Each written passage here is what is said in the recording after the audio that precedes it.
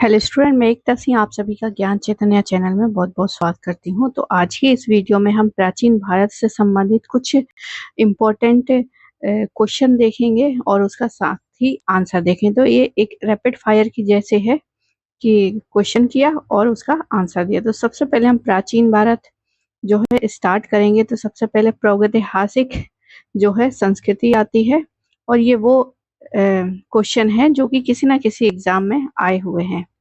तो चलिए शुरू करते हैं। सबसे पहला है मध्य पाषाणिक स्थलों को भौगोलिक दृष्टि से पश्चिम से पूर्व के क्रम में लगाना है। तो यहाँ पे मध्य पाषाण, तो पाषाण काल को 3 भागों में डिवाइड किया है। निम्न पाषाण काल, मध्य पाषाण काल और नव पाषाण काल। और जो निम्न है उसको भी 3 कैटेगरी में डिवाइड किया है। तो यहाँ पर बात हो रही है मध्य पाषाणिक स्थलों की। तो दूसरा नंबर जो है यहाँ पर पूछा गया मध्य पाषाण स्थल। तो महदाह जो है वो पश्चिम से पूरब की, तो पूरब की तरफ महदाह है, लिखैया है, पैसरा है और भीरवानपुर जो है पड़ता है। तो ये पूरब की ओर है और ये पश्चिम की तरफ है। चलिए अब अगला है, और सारे के सारे मध्य पाषाणिक स्थल हैं। तो याद रखिए, ये भी पूछ सकता है निम्नलिखित में से कौन से मध्य पाषाण काल है। तो कोई एक नव पाषाण काल दे सकता है। तो महदाह, लेखैया, पैसरा, भीरवानपुर, ये सारे के सारे मध्य पाषाण काल स्थल हैं। आगे देखते हैं अब कुछ जो है पुरातात्विक स्थल हैं और उसका वर्तमान में कहाँ पर है। तो नेवासा जो है वो महाराष्ट्र में है। ईसामपुर कर्नाटक में है। डिडवाना जो है राजस्थान में है। गुडियाम गुफा जो है तमिलनाडु में है। तो एक बार फिर से, नेवासा कर्नाटक में, ईसामपुर कर्नाटक में, डिडवाना जो है राजस्थान में और गुडियाम गुफा जो है वो तमिलनाडु में है। आगे देखते हैं, प्राचीन काल में आर्य के जीविकोपार्जन का मुख्य साधन क्या था। तो प्राचीन काल में आर्य जो थे उसका जीवन जीने के लिए उसका मेन साधन जो था वो शिकार या आखेट था। क्या था? शिकार या आखेट। आगे देखते हैं वो स्थल जहां पर प्राचीनतम स्थायी जीवन के प्रमाण मिले हैं। तो वो क्या पूछ रहा है कि प्राचीनतम स्थायी जीवन मानव कब, कहाँ, कैसे रहा। सबसे पहले स्थल जो है वो मेहरगढ़ है। कौन सा? मेहरगढ़ है। आगे है, गंगा घाटी में धान की खेती के प्राचीनतम साक्ष्य मिले हैं लहुरा देव से। धान की खेती के प्राचीनतम साक्ष्य हमें कहाँ मिलते हैं? तो लहुरा देव में। शायद लहुरा देव जो है संत कबीरनगर में पड़ता है। आगे देखते हैं, मध्य पाषाणिक स्थल से पशुपालन के साक्ष्य हमें मिलते हैं। तो कहाँ से मिलते हैं? बागौर से मिलते हैं। तो बागौर भी एक मध्य पाषाणिक जो है स्थल है। तो याद रखिए, मध्य पाषाणिक पूछा है, ना कि मध्य पुरा पाषाण। तो दोनों जो मध्य पुरा पाषाण है वो निम्न पाषाण काल का ही एक जो है प्रकार है। तो यहाँ पर मध्य पाषाणिक स्थल से पूरा पशुपालन के साक्ष्य मिलते हैं बागौर से। मध्य पाषाण काल में पशुपालन के प्रमाण हमें देखने को मिलते हैं। तो सबसे पहले पशुपालन के साक्ष्य मिल रहे हैं बागौर से, और वहीं मध्य पाषाण काल में पशुपालन के प्रमाण मिलते हैं तो लिखैया में मिलते हैं। आगे देखते हैं, मध्य पाषाणिक प्रसंग में पशुपालन के प्रमाण कहाँ से भी मिले हैं? आदमगढ़ से भी मिले हैं। तो याद रखिए, कहाँ कहाँ से धान की खेती, तो लहुरा देव हो गया, आज भी वहां पर धान की खेती बहुत उससे होती है। आगे देखते हैं, मध्य पाषाणिक स्थल से पशुपालन के साक्ष्य जो है बागौर हो गया, और दूसरा पशुपालन के प्रमाण लिखैया से भी मिले हैं, आदमगढ़ से भी मिले हैं। तो ये सारे आगे देखते हैं। तो ये तीनों याद रखना कि पशुपालन के साक्ष्य मिलते हैं। सबसे पहले जो है यहाँ पर बागौर दिया है। सबसे पहले ऐसी कुछ नहीं है, सिर्फ पशुपालन के साक्ष्य पूछा है। तो हमारे ऑप्शन ये रहेंगे, बागौर, लिखैया, आदमगढ़। आगे देखते हैं, उत्खनित प्रमाणों के अनुसार पशुपालन प्रारंभ हुआ था। तो मध्य पाषाण अभी देख रहे थे, मध्य पाषाण काल में जो है प्रमाण मिले हैं। तो मध्य पाषाण काल ही इसका जो है सही ऑप्शन हो जाएगा। आगे देखते हैं, मृत्यात्ररहित नवपाषाण स्तर प्रकाश में आया गुप्त कराल से। अभी इसको समझिए, मृत्यारहित नवपाषाण जो है वो गुप्त कराल से मिला है। तो इसमें जो मृत्यु हो जाती थी फिर उसको जो है दफनाते थे इस तरह से जो है, तो वो गुप्त कराल से हमें देखने को मिलता है। खाद्यान्नों की कृषि सर्वप्रथम प्रारंभ हुई थी। खाद्यान्नों की कृषि नवपाषाण काल से। तो कृषि का साक्ष्य पूछे तो नवपाषाण काल से ही है। आगे देखते हैं, सारे ये गुप्त कराल, बुर्जहोम, ये सारे के सारे क्या है, ये नवपाषाण कालीन स्थल हैं। आगे देखते हैं, नवपाषाण कालीन गर्त निवासों के अवशेष मिले हैं बुर्जहोम और गुप्त कराल से। नवपाषाण कालीन गर्त निवास के अवशेष कहाँ से मिले हैं, बुर्ज होम और गुप्त कराल से। राख का टीला नवपाषाणिक स्थल से संबंधित है, संगन कल्लू से मिलता है राख का टीला, संगन कल्लू से। आगे देखते हैं, भारतीय उपमहाद्वीप में धान की खेती के जो प्राचीनतम साक्ष्य मिले हैं। तो अभी हमने देखा था एक लहुरा देव से जो है धान की जो है साक्ष्य मिलते हैं, लेकिन यहाँ पर जो पूछा गया है वो प्राचीनतम साक्ष्य प्राप्त होते हैं विंध्य, कौन सा क्षेत्र है, तो विंध्य क्षेत्र से। कौन सा, विंध्य क्षेत्र से। मानव द्वारा सर्वप्रथम आयुक्त अनाज था तो जौ था। कौन था, जौ था। वस्त्रों के लिए कपास की खेती का आरंभ सबसे पहले जो है किया गया था वो भारत में ही किया गया था, और इसका हमें प्रमाण हमें मोहनजोदड़ो के उसमें भी मिलता है। आगे देखते हैं, बृहद पाषाण स्मारकों की पहचान की गई। तो बृहद पाषाण स्मारक जो व्यक्ति मर जाते थे उनको दफनाने के लिए, तो या फिर कहें महापाषाणिक स्मारक, तो मृतक को दफनाने के स्थानों के रूप में किया गया। तो इस तरह से जो है 3 पिलर या 4 पिलर हुआ करते थे, उसके ऊपर जो है इस तरह से एक पत्थर ढक देते थे और यहाँ पर दफनाया जाता था। तो ये बृहद पाषाण स्मारक है। आगे देखते हैं, एक ही कब्र में 3 मानव कंकाल दमदमा से मिला है। कहाँ से मिला है, दमदमा से। तो ये वो एग्जाम है जो कि यूपी में जो एग्जाम, चाहे वो पीसीएस का हो, आरओ का है, या फिर और भी जो एग्जाम है वहां के ये क्वेश्चन है, बहुत ही इंपॉर्टेंट है, इसको पूरा देखिए। आगे है, एक ही कब्र में 3 मानव निकले हैं, तो दमदमा जो है वो सही हो जाएगा। आगे देखते हैं, विंध्य क्षेत्र के वह शिलाश्रय जहां से सर्वाधिक मानव कंकाल मिले हैं। सर्वाधिक मानव कंकाल लेखैया, 3 मानव कंकाल दमदमा। भारत में वह विशाला शिलाश्रय जहां से सर्वाधिक चित्र प्राप्त हुए, तो ये बिल्कुल भीमबेटका हो जाएगा। सबसे ज्यादा हमें जो है पेंटिंग्स जो है मिली हुई हैं भीमबेटका से। भीमबेटका जो है वो मध्य प्रदेश में पड़ता है। आगे देखते हैं, दधेरी एक पार्वती हड़प्पीय पूरा स्थल है। तो दधेरी जो है वो पंजाब में है, याद रखिए कौन सा स्थल कहाँ है, ये बहुत इंपॉर्टेंट है। दधेरी जो है वो पंजाब में है। आगे देखते हैं, ताम्रपाषाणिक स्थल नवदा टोली कहाँ पर स्थित है, तो मध्य प्रदेश में स्थित है। कहाँ पर है, मध्य प्रदेश में ये स्थित है।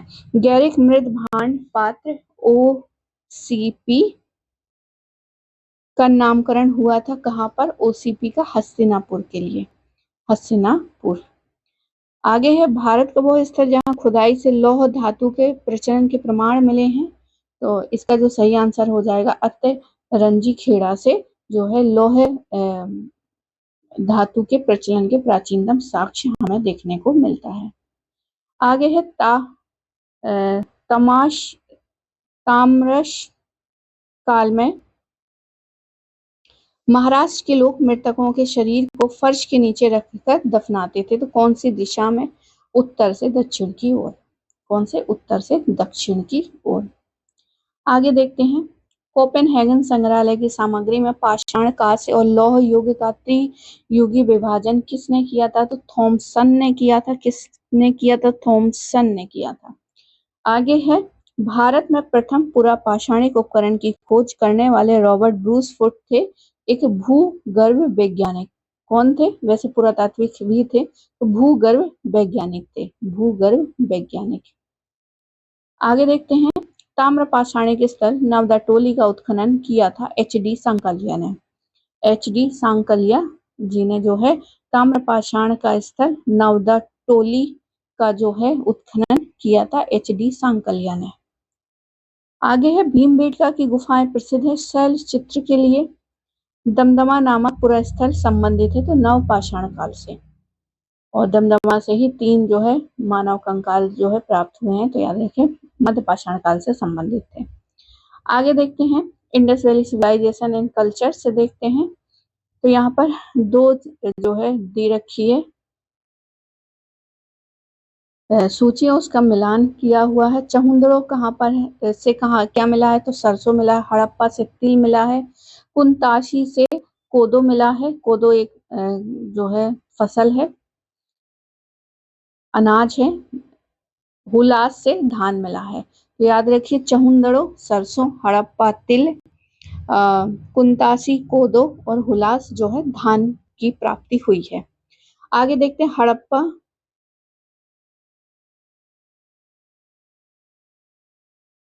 आगे देखते हैं हड़प्पा स्थल से जल संरक्षण के साक्ष्य मिले हैं, तो हड़प्पा स्थल से जो जल संरक्षण के हमें मिले हैं तो वो मिले हैं धौलावीरा से। कहाँ से? धौलावीरा से। आगे देखते हैं हड़प्पीय स्थलीय हड़प्पीय पुरास्थल बनावली स्थित है, तो रंगोई नदी पर स्थित है। बनावली कहाँ पर है? रंगोई नदी पर स्थित है। कहाँ पर? रंगोई नदी। आगे देखते हैं हड़प्पा सभ्यता का स्थल मांडी भारत के किस राज्य में स्थित है?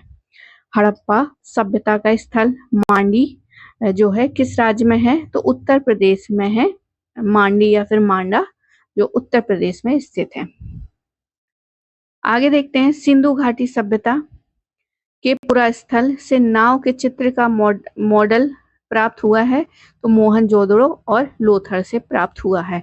तो नाव के चित्र का मॉडल मोहनजोदड़ो और लोथर से हमें प्राप्त होता है।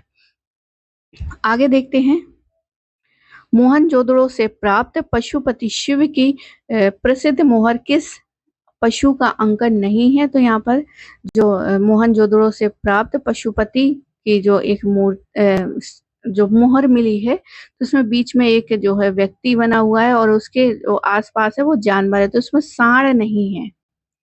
क्या नहीं है? सांड नहीं है। आगे है हड़प्पा सभ्यता के पूर्वी सीमांत का निर्धारण करता है आलमगीरपुर, यानी मतलब जो पूर्वी स्थल है हड़प्पा का वो आलमगीरपुर है। आगे है मृग पट्टिका का उत्कीर्ण सींग युक्त देवता की कृति प्राप्त हुई है। कहाँ से? तो एक पट्टिका मिली है जहाँ पे सींग युक्त देवता की मिली है, तो वो है लोथल। अभी हमने देखा था जो सिंधु घाटी सभ्यता से जो है एक मॉडल नाव का चित्र मिला है, तो वो भी लोथल और मोहनजोदड़ो से प्राप्त हुआ है। हाथी दांत का पैमाना वो भी जो है हमें लोथल से मिलता है। लोथल से मिलता है। हड़प्पा का उत्खनन करने वाला प्रथम जो है पुरातात्विक जो उसके महत्व को समझ पाया वो है sir John Marshall. Sir John Marshall. आगे देखते हैं सिंधु सभ्यता शब्द का प्रयोग सर्वप्रथम किया गया था सर जॉन मार्शल ने किया था। फिर जो सबसे पहले हड़प्पा की स्थल मिला था हड़प्पा स्थल, उसी के नाम से फिर जो है उसका नाम हड़प्पा सभ्यता कहा गया, क्योंकि वो सबसे पहले मिला था। और सिंधु सभ्यता इसलिए नाम दिया गया क्योंकि सिंधु के आसपास ही बहुत सारे क्षेत्र मिले थे, तो उनको लगा कि ये सिंधु घाटी सभ्यता है। और ऐसा नहीं है कि सिर्फ सिंधु घाटी सभ्यता, सिंधु नदी के पास उसके अलावा भी जो है स्थल हैं, इसलिए इसका जो है प्रयोग कम करते हैं और हड़प्पा सभ्यता जो है कहते हैं। आगे देखते हैं सिंधु घाटी की सभ्यता पर प्रकाश डाला है पुरातात्विक संबंधी खुदाई से, क्योंकि इनकी भाषा जो है अभी तक पढ़ी नहीं जा सकी। और क्यों नहीं पढ़ी जा सकी? क्योंकि उसके जो सिंबल है वो हमको उससे संबंधित कोई भी लिपि या इस तरह से हमारे पास नहीं है। आगे देखते हैं सिंधु सभ्यता से संबंधित केंद्र जो उत्तर में स्थित है, तो उत्तर में स्थित हो जाएगा आलमगीरपुर और हुलास। तो उत्तर प्रदेश, सॉरी उत्तर नहीं, उत्तर प्रदेश में स्थित है तो आलमगीर हो जाएगा और हुलास हो जाएगा। हड़प्पा स्थल का स्थल लोथल स्थित है तो गुजरात में है, और गुजरात के लोथल स्थल से ही अभी हमने देखा था हाथी दांत का पैमाना जो है वहां से प्राप्त हुआ है, और एक जो है सींग युक्त देवता हमें मिले हैं, और इसके अलावा क्या था, एक नाव के चित्र का मॉडल भी हमें लोथल से ही मिलता है, और ये लोथल कहाँ पर है, तो ये गुजरात में है। आगे देखते हैं, हड़प्पा संस्कृति के संदर्भ में शैलकृत स्थापत्य के प्रमाण मिले हैं। तो शैलकृत स्थापत्य के प्रमाण हमको कहाँ पे मिले हैं, धौलावीरा से। कहाँ पर, धौलावीरा से। एक जुते हुए खेत, ये बहुत बार एग्जाम में पूछा जाता है। जुते हुए खेत की खोज की गई कहाँ पर, कालीबंगा में। कहाँ पर, कालीबंगा का अर्थ होता है काले रंग की चूड़ियां, तो कालीबंगा। भारत का सबसे बड़ा हड़प्पन पुरा स्थल है राखीगढ़। क्या है, राखीगढ़। अधिसंख्य हड़प्पा स्थल स्थित है सिंधु घाटी सभ्यता, सिंधु घाटी सभ्यता। मूर्ति पूजा का आरंभ माना जाता है पूर्व आर्य से। मूर्ति पूजा जो है प्रारंभ की गई प्री आर्यन। हड़प्पा संस्कृति की जानकारी का प्रमुख स्रोत है पुरातात्विक स्रोत, क्योंकि उसकी हमें कोई भी लिखित साक्ष्य तो प्राप्त है लेकिन भाषा नहीं है, तो अभी तक हम उस पर प्रकाश नहीं हम डाल पाए, तो पुरातात्विक खुदाई से ही उसकी हमें जानकारी मिलती है। अवेस्ता और ऋग्वेद में समानता क्या, अब समानता है। अवेस्ता क्षेत्र से संबंधित तो ईरान से संबंधित अवेस्ता। आगे देखते हैं, भारत में कपास की खेती का सबसे पहला साक्ष्य हमें कहाँ से मिलता है, तो मेहरगढ़ से ही हमें मिलता है। कहाँ से, मेहरगढ़ से।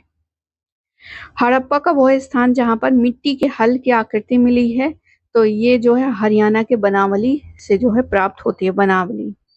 बनावली कहाँ है और रंगपुर कहाँ है, तो जितने हड़प्पा के इम्पोर्टेंट स्थल है वो बकायदा मैंने मैप के थ्रू जो है ड्रॉ करके आपको बताया था। तो आप प्लेलिस्ट में जाके देखिएगा, तो वहां पे यूनिट फर्स्ट करके जो है यूजीसी नेट के लिए पढ़ाया था, तो वहां पर आपको डिटेल में जो है आपको वहां पर मिल जाएगा। आगे देखते हैं, वो स्थल जहां पर शिव पेटिका यानी ताबूत के प्रमाण मिले हैं, तो वो हड़प्पा से मिले हैं। शिव पेटिका ताबूत के प्रमाण मिले हैं हड़प्पा से। हड़प्पा कहाँ है, तो ये वर्तमान में पाकिस्तान के क्षेत्र में मोंटगोमरी जिला जो पड़ता है वहां पर। आगे देखते हैं, और मोहनजोदड़ो भी वही है। आगे है, सिंधु घाटी सभ्यता का पोर्ट यानी बंदरगाह कौन था, तो ये हो जाएगा लोथल हो जाएगा। भारत में स्वतंत्रता के बाद सर्वाधिक संख्या में हड़प्पन स्थलों की खोज हुई थी, तो गुजरात में बहुत ज्यादा हुई है, इसलिए फिर उसका जो है सिंधु घाटी सभ्यता से नाम जो है देना उसका उचित नहीं है, इसलिए उसको हड़प्पन सभ्यता भी जो है नाम देना ज्यादा सही है, क्योंकि वो सबसे पहले स्थल था। आगे देखते हैं, अब ये तो हो गए इंडस वैली सिविलाइजेशन से संबंधित, बहुत इंपॉर्टेंट है। टीजीटी पीजीटी देने जा रहे हैं तो एक बार इसको देख के जाएंगे तो आपके काफी क्वेश्चन आपको यहीं से ही जो है प्राप्त हो जाएंगे सीधे के सीधे। आगे देखते हैं, ऋग्वेद में उल्लेखित 10 राज युद्ध लड़ा गया था, तो पुरुषनी नदी के किनारे 10 राजाओं का युद्ध था, तो ये पुरुषनी नदी का। आगे देखते हैं, पुराणों के 5 लक्षणों का उल्लेख मिलता है, तो मत्स्य पुराण में मिलता है। मत्स्य पुराण में 128 संस्करण है, तो ऋग्वेद में है। अष्टक भी कहा जाता है, तो ऋग्वेद को अष्टक भी कहा जाता है, तो ये काफी नया है अष्टक, क्योंकि ये सब जो है 2021 में ही पूछे गए हैं। पुराणों के 5 लक्षणों का जो उल्लेख है वो मत्स्य पुराण में, 128 संस्करण ऋग्वेद में, अष्टक भी कहा जाता है ऋग्वेद को। आगे देखते हैं, वेद एक और यहाँ पर जो उसके ब्राह्मण हैं, तो ऋग्वेद जो है कौशितकीय और ऐतरेय ब्राह्मण है। ऋग्वेद क्या है? कौशितकीय और ऐतरेय ब्राह्मण है। यजुर्वेद जो है शतपथ तैतरीय ब्राह्मण है। शतपथ तैतरीय ब्राह्मण है। ऋग्वेद कौशितकीय ऐतरेय ब्राह्मण, यजुर्वेद जो है शतपथ तैतरीय ब्राह्मण, सामवेद पंचविश, षंडविश, अद्भुत और जैमिनी प्राप्तरण है। सामवेद में जो है गाना उच्चारण है, तो पंचविश, षड्विश, अद्भुत तथा जैमिनी प्राप्तरण है। अथर्ववेद जो है गोपथ है। अथर्ववेद जो है गोपथ है। आगे देखते हैं। एक वेदांग नहीं है, तो स्मृति जो है ऑप्शन दिए होंगे, स्मृति जो है वो वेदांग नहीं है। वैदिक कालीन प्रशासन में भागदूह अधिकारी था, राजस्व जमा करने वाला अधिकारी था भागदूह। आगे है वह ग्रंथ जिसमें आयुर्वेद शब्द का प्रयोग हुआ है। आयुर्वेद शब्द का प्रयोग करने वाला सबसे पहला जो हमारा वेद है वो है ऋग्वेद। महाभारत ग्रंथ का उपनाम क्या है? तो शस्त्रहस्त्री संहिता, शस्त्रहस्त्री संहिता कहा जाता है। आगे है पवित्र गायत्री मंत्र अंतर्विष्ट है किसमें? तो ऋग्वेद में है। गायत्री मंत्र जो है वो ऋग्वेद में है। ओम भूर्भुवः स्वः वाला जो मंत्र है वो ऋग्वेद में उपस्थित है। गायत्री मंत्र के नाम से प्रसिद्ध मंत्र सर्वप्रथम मिलता है ऋग्वेद में ही मिलता है। याद रखिए ऋग्वेद में मिलता है।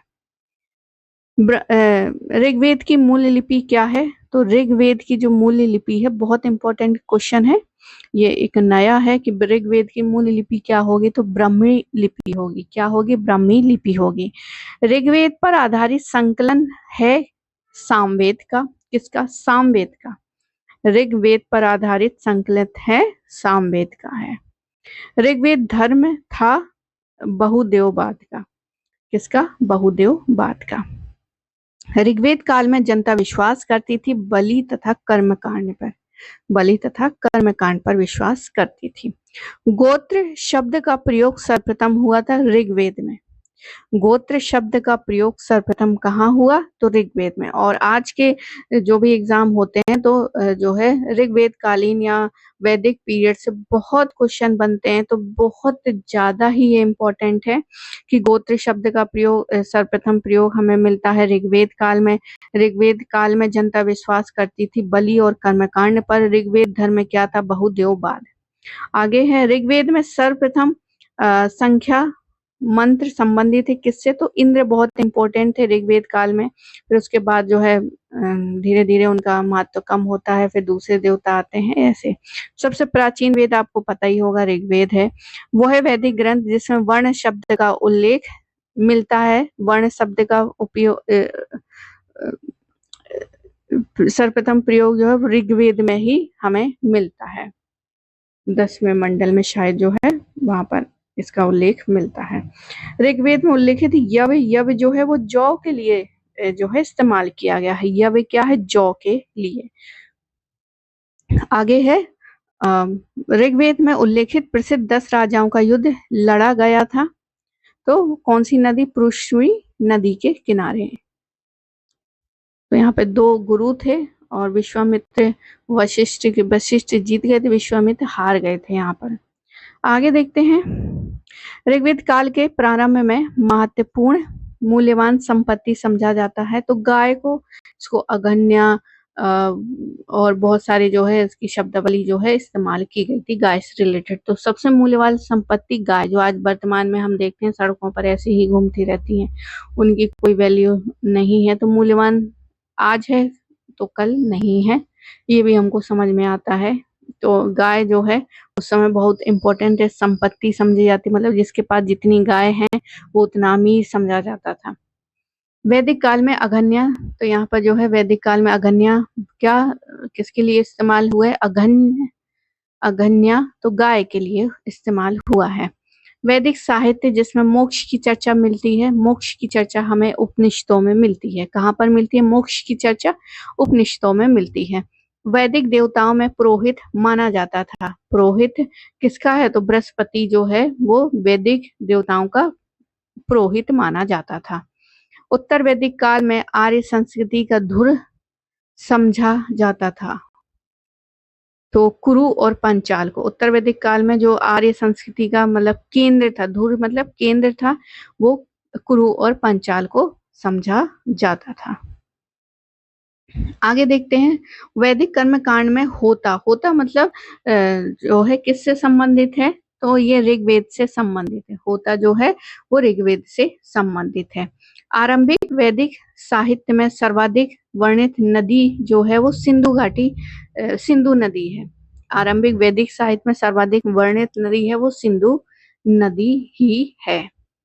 ऋग्वेद में माते तमा, देवी तमा तथा नदी तमा संबोधित किया गया है। माते तमा, देवी तमा ये सारे के सारे जो है सरस्वती नदी के लिए। तो सरस्वती अब हमें नहीं दिखती, लेकिन उस समय जो है सरस्वती जो है नदी हुआ करती थी।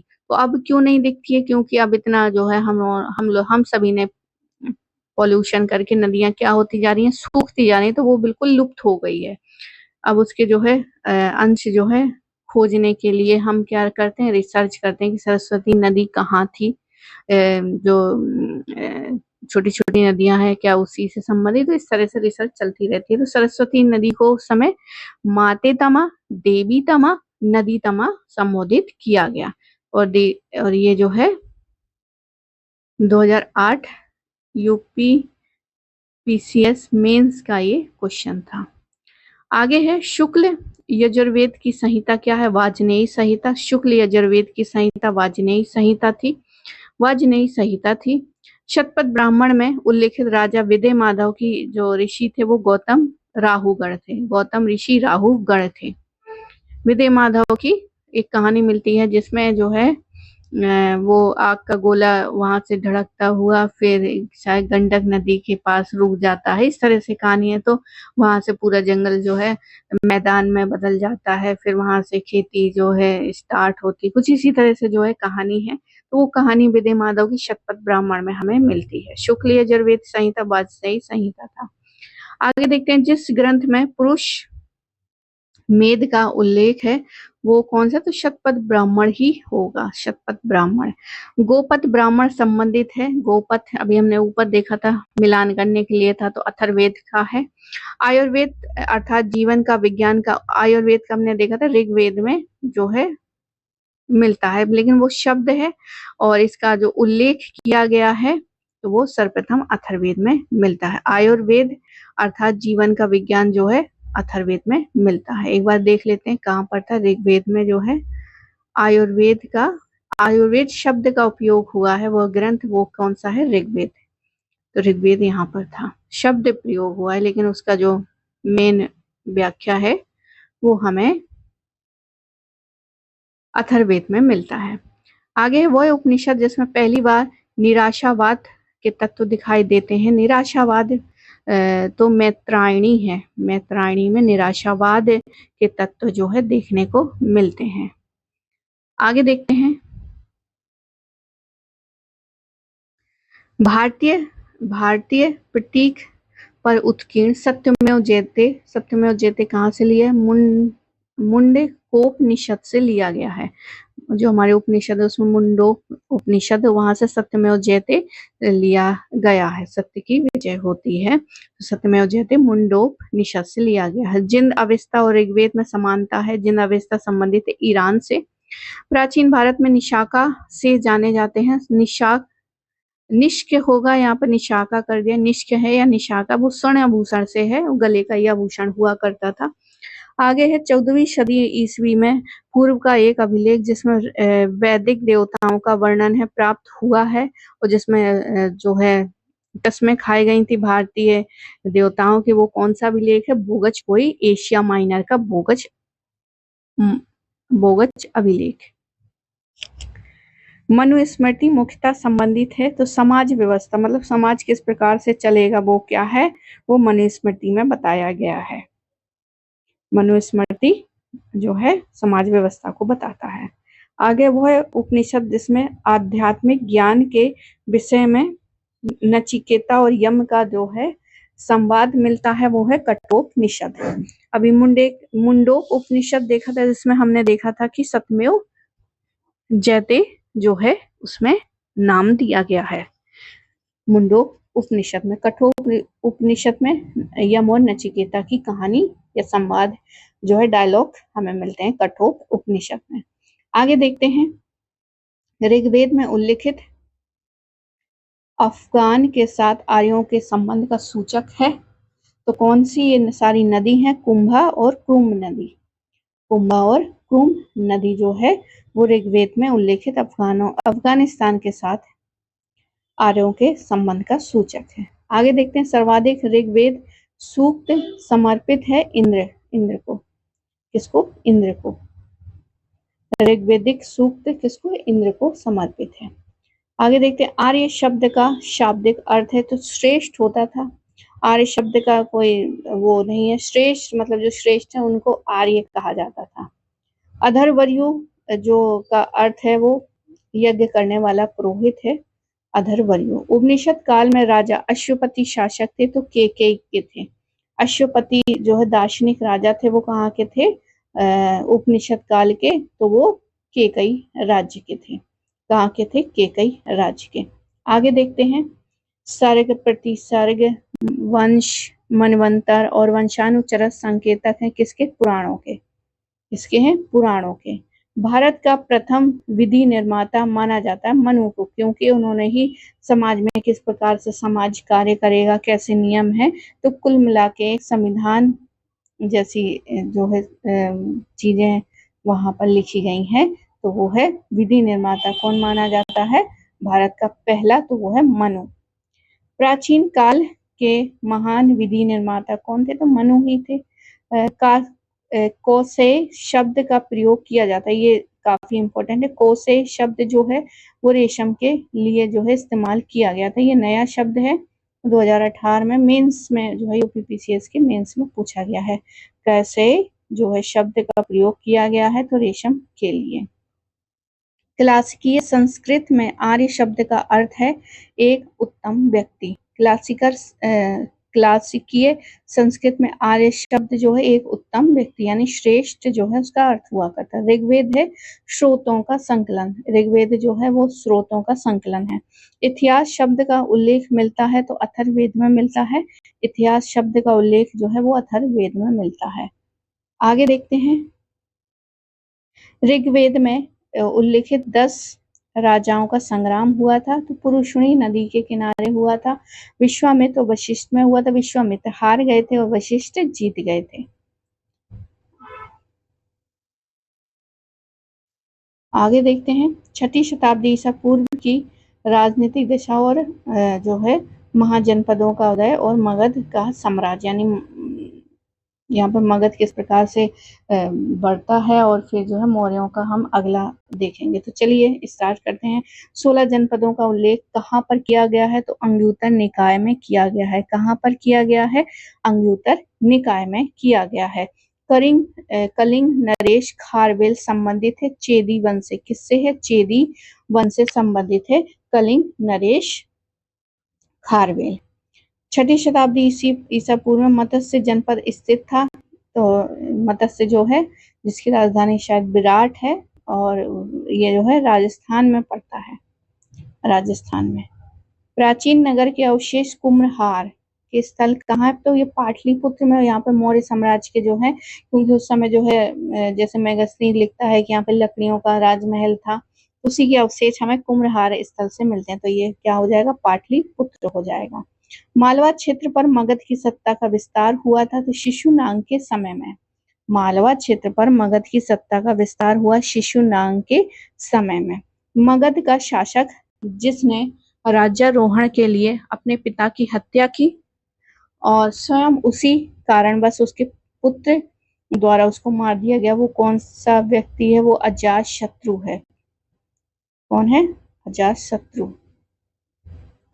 आगे देखते हैं, मगध का सम्राट जिसे अपरो परशुराम के नाम से जाना जाता है वो कौन है? महापद्मनंद। महापद्मनंद जो है अपरो परशुराम के नाम से जाना जाता है।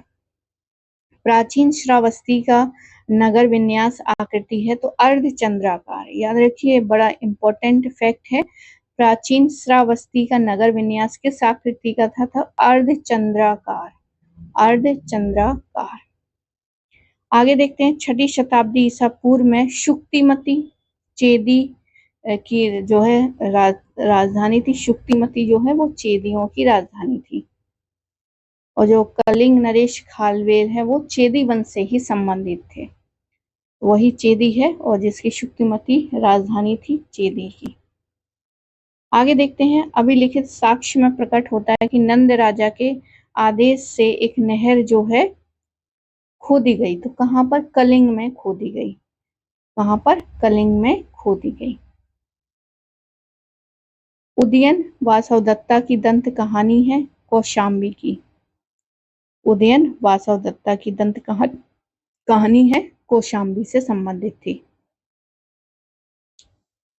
प्राचीन भारत में मगध साम्राज्य की सबसे प्रारंभिक राजधानी जो है वो है पाटलिपुत्र। कौन है? पाटलिपुत्र है। आगे देखते हैं, अब धार्मिक आंदोलन से संबंधित देख लेते हैं। जैन कल्पसूत्र की रचना की थी भद्रबाहु ने की थी। भद्रबाहु ने की थी जैन कल्पसूत्र की रचना। भारत में पाल काल में एक महत्वपूर्ण अध्ययन केंद्र था, तो कौन था? विक्रमशिला। पाल काल में विक्रमशिला स्थल था। विक्रमशिला विश्वविद्यालय के अति महत्वपूर्ण आचार्य कौन थे? आचार्यों की बात कर लेते हैं यहाँ पर। तो वीरोधन थे, आतिश था, दीपांकर थे और रत्नाकर शांति थे। तो याद रखिए, विक्रमशिला विश्वविद्यालय की अति महत्वपूर्ण आचार्य वीरोधन, आतिश, दीपांकर तथा रत्नाकर थे। 21 में ये क्वेश्चन है, बहुत इंपॉर्टेंट है। जो नए क्वेश्चन है उसको इम्पोर्टेंट, क्योंकि वो सब ही जो है आने की ज्यादा चांस है। पुराने तो आपने बहुत प्रैक्टिस करी होगी, पढ़ा होगा, तो नए क्वेश्चन पे ज्यादा फोकस देंगे। बाकी तो सभी पे दे ही रहे हैं जितने आए हैं यूपी में। आगे देखते हैं, अब यहाँ पर सूची दी गई है तीर्थंकरों की और स्थलों की। श्रावस्ती जो है वो संभवनाथ की है, संभवनाथ की है। और काकंदी सुविधानाथ की है। अयोध्या ऋषभनाथ का है।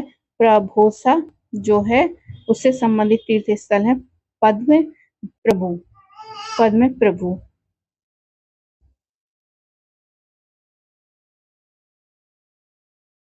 तो प्रभोसा जो है पद्म प्रभु है। अयोध्या है ऋषभनाथ। काकंदी जो है सुविधा नाथ हो जाएंगे। श्रावस्ती जो है वो संभवनाथ। और ये भी 21 के जो है यूपीपीसी आरओ में पूछा गया है। बहुत इंपॉर्टेंट, श्रावस्ती संभव नाथ, काकंदी सुविधानाथ, अयोध्या ऋषभनाथ और प्रभोसा जो है पद्म प्रभु। आगे देखते हैं, इंपॉर्टेंट है ये। तक्षशिला विश्वविद्यालय का उत्खनन किसने? जॉर्ज मार्शल ने करवाया था। महावीर का प्रथम अनुयायी बने थे जमाली, इनके दामाद भी थे ये। त्रिरत्न सिद्धांत, सम्यक धारण चरित ज्ञान, जिस धर्म की महिमा है वो है जैन धर्म है। आजीवक संप्रदाय के संस्थापक माखली घोषाल थे। कौन थे? माखली घोषाल थे। आजीवक संप्रदाय के संस्थापक कौन थे? माखली घोषाल थे। प्रारंभिक जैन साहित्य में लिखा गया था। तो प्रारंभिक जैन साहित्य अर्धमगधी में लिखा गया था। कौन सा? अर्धमगधी में लिखा गया था। यापनीय एक संप्रदाय था, जैन धर्म का ही जो है एक संप्रदाय था यापनीय। तीर्थंकर शब्द संबंधित है जैनों से।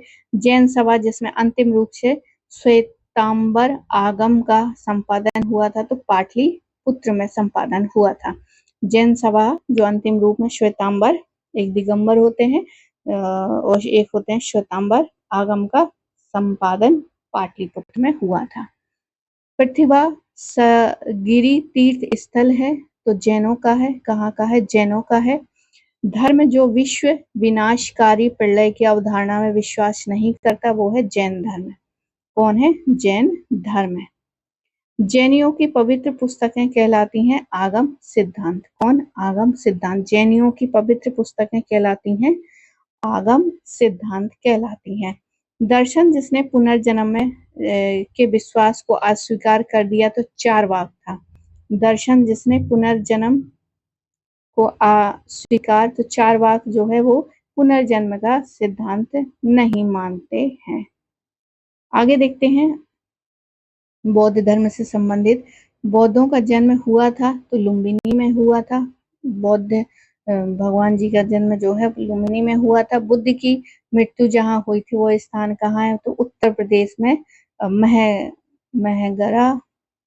मगहर में जो है उनकी समाधि जो है नहीं वो तो कबीरदास जी की है, सॉरी। तो ये उत्तर प्रदेश में हुई थी, तो थोड़ा सा कंफ्यूज हो गया था, उसके लिए बहुत बहुत आप लोगों के लिए सॉरी। वो मगहर अलग है और ये जो है ये अलग है। तो बुद्ध की मृत्यु हुई थी, उत्तर प्रदेश में ही हुई थी। बुद्ध के जीवन काल की घटना जिसको महाभिनिष्क्रमण जो है गृह त्याग कहलाती है।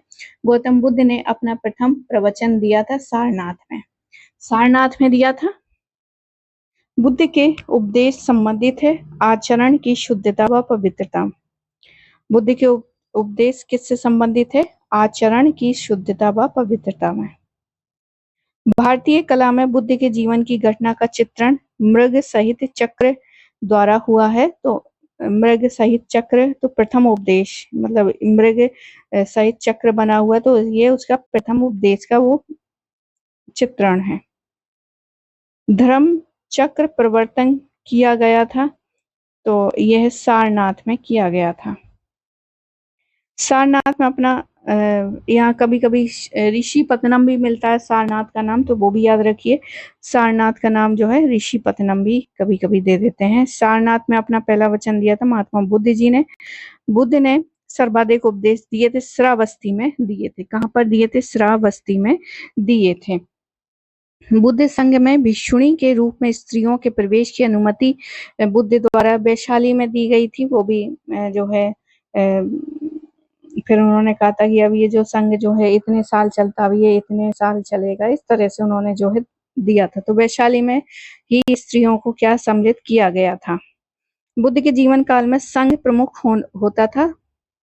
संघ प्रमुख कौन था? तो देवदत्त थे। कौन थे? देवदत्त।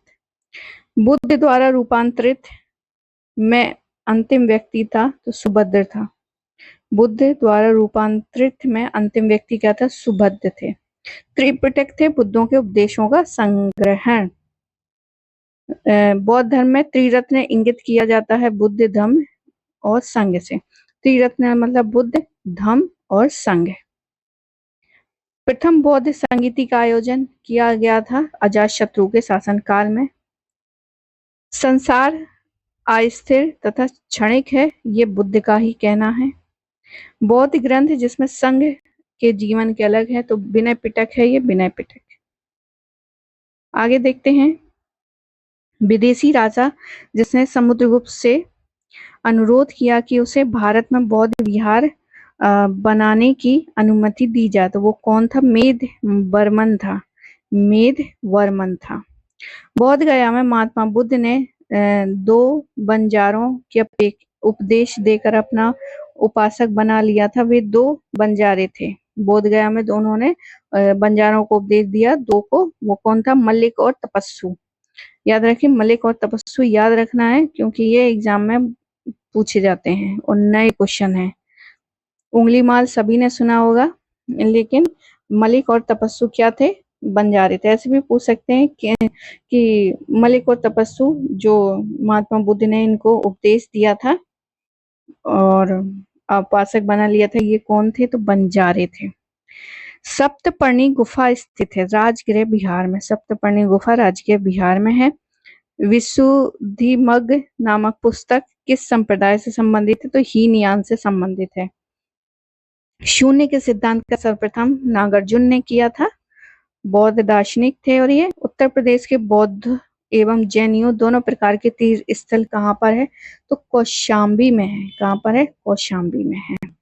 बौद्ध तथा जैन दोनों ही धर्म में विश्वास करते हैं किसमें? कर्म और पुनर्जन्म के सिद्धांत सही हैं।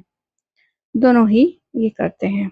अफगानिस्तान के बमियान प्रसिद्ध है, तो बुद्ध प्रतिमा के लिए बमियान जो है प्रसिद्ध है। देश में मूर्ति पूजा की नींव रखी थी बौद्ध धर्म ने। देश में मूर्ति पूजा की नींव रखी थी बौद्ध धर्म ने। आगे देखते हैं। वह काल जिसमें बुद्ध की खड़ी प्रतिमा बनाई गई थी, तो कुषाण काल में बनाई गई थी। कब? कुषाण काल में। भूमि स्पर्श मुद्रा की सारनाथ बुद्ध प्रतिमा संबंधित है, गुप्त काल से संबंधित है। विक्रमशिला बिहार के संस्थापक धर्मपाल थे। धर्मपाल। स्तूप के उत्खनन में सारिपुत्र के अवशेष प्राप्त हुए सांची से। बौद्ध पवित्र स्थल जो निरंजना नदी, तो वो है बोध गया में, और ये कहाँ पड़ता है? बिहार में पड़ता है। इसका नाम गया जी कर दिया गया है। गया का नाम जो है गया जी। एशिया के ज्योतिर्पुंज के तौर पर जाना जाता है गौतम बुद्ध को। एशिया के ज्योतिर्पुंज जो है वो गौतम बुद्ध को माना जाता है। आगे देखते हैं। गौतम बुद्ध के समय का प्रसिद्ध वैद्य जीवक किसके दरबार में था? तो बिम्बिसार के दरबार में था। किसके दरबार में था? बिम्बिसार के दरबार में। बुद्ध कौशाम्बी में आए थे, तो उदयन के राज्यकाल में। तो बुद्ध जो है कौशाम्बी में आए थे, उस समय कौन था? तो उदयन था। कौन था? उदयन। आगे देखते हैं। तिब्बत में बौद्ध धर्म के सुधार में महती भूमिका निभाने वाले उपाध्याय अतीश किस बिहार के प्रसिद्ध विद्वान थे? तो विक्रमशिला बिहार के। अतीश किस बिहार के प्रसिद्ध विद्वान थे? तो विक्रमशिला बिहार के। अर्धनारीश्वर मूर्ति में आधा शिव और आधा पार्वती प्रतीक है देव और उसकी शक्ति का, योग का। गौतम बुद्ध ने प्रथम धार्मिक प्रवचन दिया था सारनाथ में। ऋषिपत्तनम भी उसको बोलते हैं, सारनाथ को। तो ऋषिपत्तनम दे रखा हो या सारनाथ, दोनों एक ही हैं। भारत में सर्वप्रथम मानव मूर्तियों की पूजा होती थी बुद्ध की। आगे देखते हैं।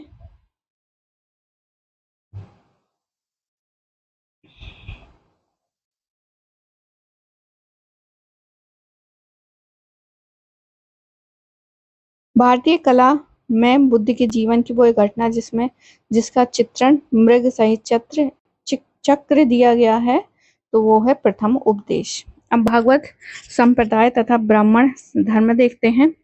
भगवत गीता मूलतः महाभारत का अंश है, वो भीष्म पर्व का है।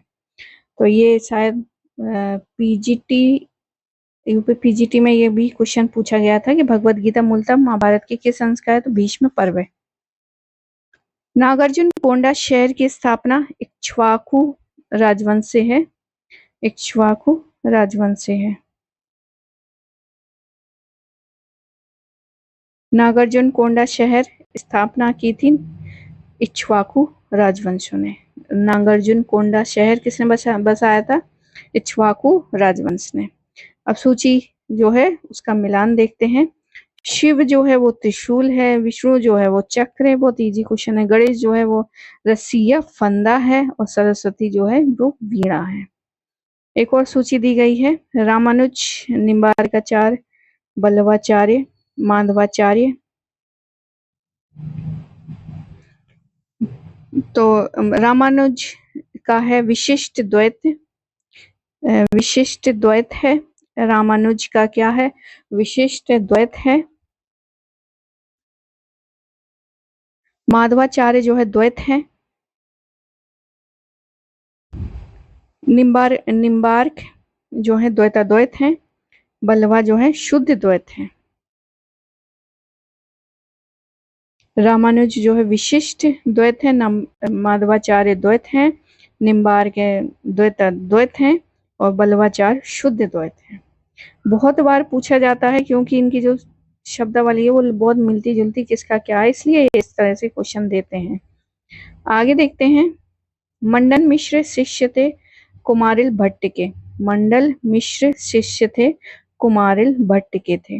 मंडन मिश्र शिष्य थे कुमारिल भट्ट के। तुम्हारा अधिकार कर्म पर है, फल की प्राप्ति नहीं। ये किसमें कहा है? गीता में कहा है। मोक्ष के साधन के रूप में ज्ञान, अगर मोक्ष प्राप्त करना है तो उसके साधन क्या है? ज्ञान, कर्म और भक्ति को समान महत्व देना, ये भगवत गीता कहती है। हाँ तो सही है, ज्ञान अपनाएंगे तो जो अंधकार है वो वैसे ही हट जाएगा। कर्म अच्छे करिए और भक्ति करिए तो आपको क्या है? मोक्ष की प्राप्ति हो जाएगी। भगवत गीता ऐसा कह रहा है। भागवत धर्म से संबंधित प्राचीन अभिलेखीय साक्ष्य मिलता है तो हेलियोडोरस का बेसनगर अभिलेख। बेसनगर ये मध्य प्रदेश में पड़ता है। आगे है, आदि शंकराचार्य द्वारा स्थापित 4 मठ स्थित हैं। जोशीमठ,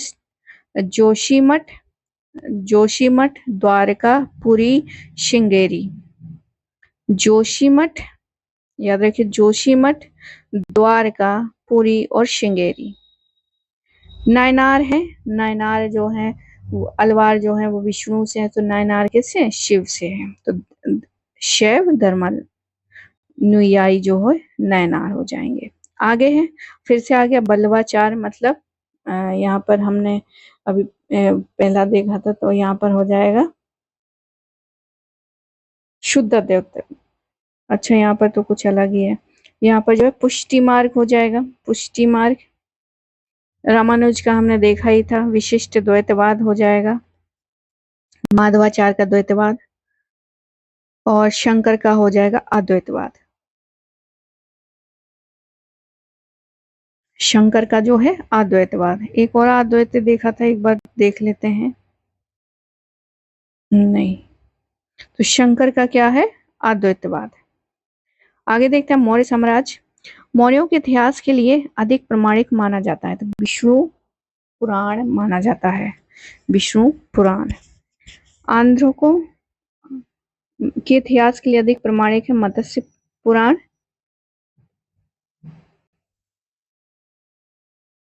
मौर्यों के इतिहास के लिए विष्णु पुराण, आंध्रों के इतिहास के लिए मत्स्य पुराण। मौर्यों में सदैव राजा के पास रहने वाले विष परीक्षक वैद्य को कहा जाता था जांगली विद, कहा जाता था जांगली विद कहा जाता था, जांगली विद कहा जाता था। शासक जो मौर्य राजवंश से संबंधित नहीं थे, अग्निमित्र, क्या थे वो? अग्निमित्र थे। अशोक के स्तंभ लेखों के लिए पत्थर निकाला जाता था, चुनार से निकाला जाता था। कहाँ से निकाला जाता था? चुनार से निकाला जाता था। तो अशोक ने जो स्तंभ लेख लगवाए थे बहुत जगह, पूरे भारत के बाहर भी हमें मिलते हैं, तो वो चुनार के पत्थर में जो है ज्यादातर लिखे गए। आगे देखते हैं, अशोक का वह शिलालेख जो धार्मिक संश्लेषण के बारे में कहता है, तो 12वां शिलालेख धार्मिक संश्लेषण या समन्वय के बारे में कहता है। आगे है, सम्राट अशोक ने अपने राज्याभिषेक के बाद, तो 8वें वर्ष के बाद जो है कलिंग विजय की थी, 8वां अभिषेक हो जाएगा। प्राकृत भाषा के पोषक थे सातवाहन नरेश। प्राकृत भाषा के पोषक जो है वो सातवाहन वंश के नरेश थे। कला के लोक पक्ष को अधिक प्रोत्साहन मिला था, तो लोक कला को अधिक प्रोत्साहित किया गया सातवाहन काल में। मथुरा मूर्ति कला शैली प्रारंभ हुई थी तो कुषाण काल में जो है फेमस हुई थी, ये मतलब बनने लग गई थी। आगे है, वे शासकों जिन्होंने गिरनार क्षेत्र में जल संसाधन व्यवस्था की ओर ध्यान दिया था, तो चंद्रगुप्त मौर्य है और अशोक दिया है। गिरनार, रुद्र दमन का गिरनार अभिलेख। आगे है, राजा जिसके एक अभिलेख से सूचना मिलती है कि शाक्य मुनि बुद्ध का जन्म लुम्बिनी में हुआ था, तो अशोक के उससे हुआ था। आगे है, सारनाथ स्तंभ का निर्माण किया था, अशोक ने किया था।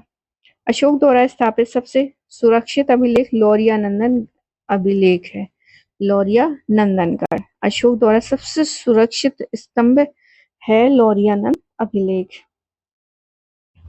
अशोक का वह अभिलेख जो कनक मुनि बुद्ध के अस्तित्व को प्रमाणित करती है? तो निगाली सागर स्तंभ लेख है। कौन है? निगाली सागर स्तंभ लेख। गुर्जरा लघु शिलालेख जिसमें अशोक का नाम उल्लेख किया गया है, वो है मध्य प्रदेश के दतिया जिले में। गुर्जरा अभिलेख में अशोक का नाम जो है दिया गया है, वो है मध्य प्रदेश के दतिया जिले में। अशोक के अभिलेखों में से पूर्ण रूपेण धार्मिक सहिष्णुता के प्रति समर्पित अभिलेख है, तो अभिलेख कौन सा है? सातवां अभिलेख जो है वो सभी धर्मों के बारे में सहिष्णुता की बात करता है। किसने पढ़ा था? ये बहुत बार क्वेश्चन पूछा जाता है। ब्राह्मी लिपि को सबसे ज्यादा पढ़ने वाले जेम्स प्रिंसिप थे। प्राक अशोक ब्राह्मी लिपि का पता किसने लगाया था? अनुराधापुर में। प्राक अशोक ब्राह्मी लिपि का पता चला था, मतलब कहाँ पर पता चला था? तो अनुराधापुर में पता चला था। पत्थर पर प्राचीनतम शिलालेख थे प्राकृत भाषा में, और प्राकृत भाषा में सबसे ज्यादा उनके प्राचीनतम शिलालेख थे। आगे देखते हैं। अपने साम्राज्य के उत्तरी पश्चिम भाग में उत्कीर्ण राजधानियों के लिए अशोक ने लिपियों का प्रयोग किया था। तो ऐसा नहीं है कि सिर्फ ब्राह्मी लिपि हो गई, इसके अलावा उसने आरमाइक लिपि, खरोष्ठी लिपि, इन सब का भी उपयोग किया था। उत्तर पश्चिम भाग में जो पिलर मिले हैं उसमें आरमाइक, ग्रीक और खरोष्ठी लिपि का उत्कीर्ण किया गया है। दुभाषीय भी इसके हैं। आगे है इलाहाबाद में अशोक स्तंभ सूचना प्रदान करता है समुद्रगुप्त के बारे में।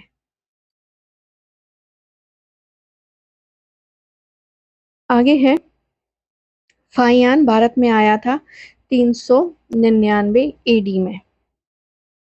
399 एडी में फाहियान आया था। कलिंग युद्ध का विवरण हमें ज्ञात होता है 13वें शिलालेख से। मौर्यन मंत्रिपरिषद राजस्व इकट्ठा करने वाले थे समाहर्ता। अशोक का समकालीन तुर्मय राजा कहाँ का था? तो मिस्र का था। तुर्मय राजा मिस्र का था। मकदूनिया में अशोक का समकालीन राजा था एंटीगोनस गोनटास था। एंटीगोन गोनटास। टालमी फिलाडेल्फस जिसके साथ अशोक के राजनय संबंध थे, शासक था मिस्र का। किसका था? मिस्र का था। एक इतिहासकार के अनुसार शिलालेखों में अशोक ने जिस धर्म का प्रतिपादन किया वो है वस्तुतः राजधर्म था। वो ये किसका कथन है? फ्लीट का कथन है। किसका है? फ्लीट का कथन है ये। आगे देखते हैं। आधुनिक देवनागरी लिपि का प्राचीन रूप है तो ब्राह्मी। किसका है? देवनागरी लिपि का प्राचीनतम रूप ब्राह्मी है, और ब्राह्मी में ही ऋग्वेद हमारे लिखे गए हैं। आगे है किसने सहिष्णुता, उदारता और करुणा के विविध आधार पर राज्य धर्म की स्थापना की है? तो अशोक ने की है। किसने की है? अशोक ने की है। आगे देखते हैं। सांची का स्तूप बनवाया गया था। सांची का स्तूप जो है वो अशोक द्वारा बनवाया गया था। ब्राह्मी लिपि का प्रथम उद्वाचन उत्कीर्ण अक्षरों से किया गया है स्तंभों पर से। कहाँ से? स्तंभों से। बुलंदी बाग प्राचीन स्थल है पाटलिपुत्र का। किसका? बुलंदी बाग प्राचीन स्थान है पाटलिपुत्र का। मौर्य काल में तक्षशिला के प्रसिद्ध शिक्षा केंद्र के द्वार खुले थे ब्राह्मणों, क्षत्रियों और वैश्यों के लिए। मौर्य काल में दंड विधान थे काफी कठोर थे। कालसी प्रसिद्ध था अशोक के शिलालेख के कारणों से। कालसी प्रसिद्ध था। चाणक्य का दूसरा नाम क्या था? विष्णुगुप्त था। चंद्रगुप्त मौर्य ने अपने अंतिम समय कहाँ व्यतीत किए थे? श्रवणबेलगोला में व्यतीत किए थे। अशोक का बौद्ध अभिलेख जिसमें धार्मिक सहिष्णुता के सिद्धांत की बात की गई है, तो सातवां अभिलेख। कौन सा? सातवां अभिलेख जो है वो किया गया है। अब देखते हैं मौर्योत्तर कालीन भारत।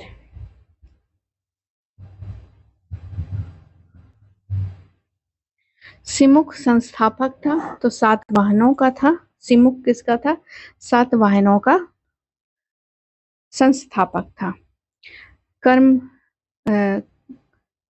कर्दमक क्षत्रपों ने अति दुर्लभ सिक्के प्रचलित किए थे ताम्र धातु के। किसके? ताम्र धातु के।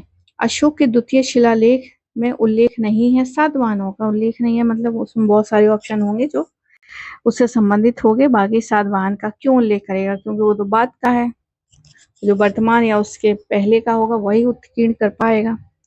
आगे है खारवेल के विषय में जानकारी का स्रोत है हाथी गुफा का अभिलेख। राजवंशों में सबसे पुराना राजवंश था सातवाहन। मौर्यों के बाद दक्षिण भारत में सबसे प्रभावशाली राज्य था सातवाहन। सातवाहन की राजधानी कहां पर थी? तो अमरावती थी। कहां पर? अमरावती। कनिष्क के सारनाथ बौद्ध प्रतिमा उल्लेख की तिथि जो है 81 ईस्वी है। कौन है 81 ईस्वी?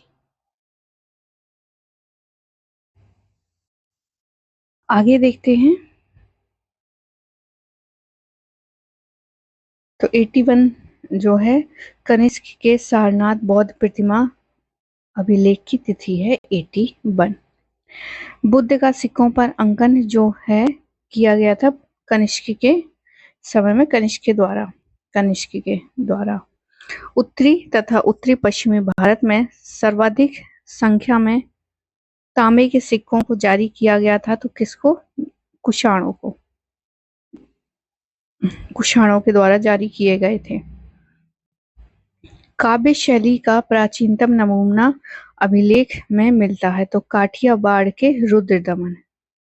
काठियावाड़ के रुद्रदमन जो है उसमें मिलता है। काठियावाड़ के रुद्रदमन काव्य शैली का प्राचीनतम नमूना अभिलेख जो है वो काठियावाड़ के रुद्रदमन अभिलेख में मिलता है। प्राचीन भारत में नियमित रूप से सोने के सिक्के चलाए थे। नियमित रूप से सोने के सिक्के कुषाणों ने चलाए थे। बिना बेगार के सुदर्शन का जीर्णोद्धार कराया था रुद्रदमन प्रथम ने। प्राचीन भारत के साहित्यिक इतिहास में पाणिनि और पतंजलि ख्याति प्राप्त नाम है, और ये जो है पाणिनि और पतंजलि शुंग राजवंश के समय के थे। कब के? शुंग राजवंश के समय के। विक्रम संवत प्रारंभ होता है 58 ईस्वी में। विक्रम संवत स्टार्ट होता है, तो संवत भी पूछ लेते हैं। तो 58 जो है वो विक्रम संवत है, 78 जो है वो शकों का है। आगे है महाभाष्य के लेखक पतंजलि किसके समकालीन थे? तो पुष्यमित्र शुंग के। जब मौर्य साम्राज्य खत्म होता है तो फिर वहां से शुंग वंश की स्थापना होती है, तो पुष्यमित्र शुंग के समय ही पतंजलि का जो है उनके महाभाष्य के लेखक जो है पतंजलि उनके समकालीन थे। विक्रम एवं शक संबंधों में अंतर क्या है? तो 135 वर्ष का अंतर है। कितना है? 135 वर्षों का अंतर है। आगे देखते हैं। ड्रमेटियस हिंदी यूनानी थे। रुद्रदामन ये तो शक थे। गोंडोफर्नीस जो है पहलव थे, और विम जो है वो कुषाण थे। तो मतलब कौन से क्या थे ये सूची दी गई है। अब देख लेते हैं प्राचीन भारत पर विदेशी आक्रमण। तो मध्य प्रदेश के विदिशा बेसनगर गरुड़ स्तंभ अभी हमने देखा था, हेलियोडोरस ने लगवाया था। हमारे देश को इंडिया संबोधित करने वाले यूनानी थे। हिंदी यवन शासक जिसे शीशे के सिक्के जारी किए थे वो है स्ट्रेटो द्वितीय। शीशे के सिक्के स्ट्रेटो द्वितीय ने जारी किए थे हिंदी यवन शासक। जिसको सर्वप्रथम सोने के सिक्के जारी करने का श्रेय दिया था वो है विमकद फिसिस ने सोने के सिक्के जो है जारी किए थे। वीर भारतीय राजा का नाम जिसे सिकंदर ने जो है पराजित किया था, और उसका नाम जो है वो है पुरु या पोरस। युद्ध भूमि में बड़ी संख्या में सैनिकों के मारे जाने अथवा आहत हो जाने के बाद भारतीय गण अथवा गढ़ की स्त्रियां ने जो है सिकंदर के विरुद्ध शस्त्र धारण किया था वो है मगध में मस्कस सॉरी मस्कस था। मस्कस में उनके सैनिक और सब मारे गए, फिर स्त्रियों ने जो है मोर्चा संभाला था। तो इस तरह से जो है वो भी किसके विरुद्ध, सिकंदर के विरुद्ध, जो वो है मत्सग। आयुर्वेद के प्रसिद्ध विद्वान चरक जो है कनिष्क के दरबार में ही थे। किसके? कनिष्क के दरबार में। आगे देखते हैं संगम युग, चोल चेर पांडे। तो जो टीजीटी पीजीटी है या फिर एलटी ग्रेड, उसमें चोलों से संबंधित बहुत क्वेश्चन हमेशा आता ही आता है। चलिए देख लेते हैं। चोल वंश का शासक जिसने शिवपाद शेखर की उपाधि धारण की थी, तो राजराजा प्रथम हो जाएंगे। राजराजा प्रथम शिवपाद शेखर। संगम ग्रंथ तोलकाप्पियम आधारित है, व्याकरण पर आधारित है। किस पर है? तोलकाप्पियम व्याकरण पर। तमिल ग्रंथ जिसे लघु वेद की संख्या कही गई वो है कुराल। कौन है? कुराल को कही गई, कुराल। शिलब्दिगारम का लेखक था इंगालो। शिलब्दिगारम इंगालो उसके लेखक थे। तृतीय संगम संधि हुई थी मदुरई में हुई थी। बृहदेश्वर मंदिर जो भगवान शिव को वर्ष 1014 में समर्पित किया गया था, वो है तंजावुर में। बृहदेश्वर मंदिर जो है कहाँ पर है? तंजावुर में। आगे देखते हैं। राजराजा का समय देखते हैं। 985 से लेके और 1015 तक, 985 से लेके 1015 तक राजराजा का है। बहुत ही ज्यादा इंपॉर्टेंट है। चोलों का हमेशा यहाँ से क्वेश्चन जो है पूछे ही जाते हैं। राजाधिराज